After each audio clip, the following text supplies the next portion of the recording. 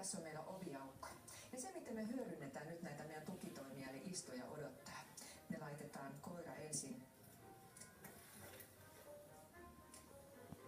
Mä pyydän, se on pikkusen kauemmin. Joo. Näin.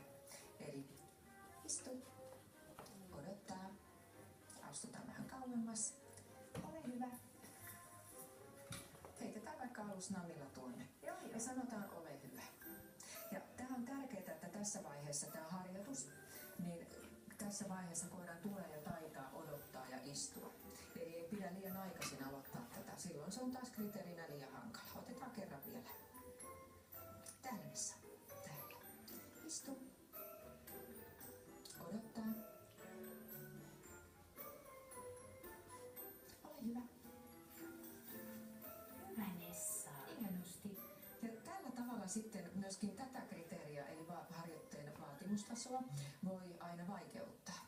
Eli ensin laitetaan koira istumaan ja odottaa ja otetaan ihan pieni etäisyys. Jos tämäkin tuntuu liian suurelta alussa, niin voi olla ihan vaikka koiran vieressä.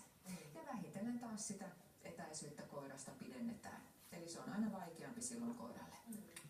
Täällä. Hyvä. Hienosti. Loistava tyttö. Loistava. Ja koirakoulusta pääsemmekin sitten viinikouluun ja viinipirun ihmeelliseen maailmaan.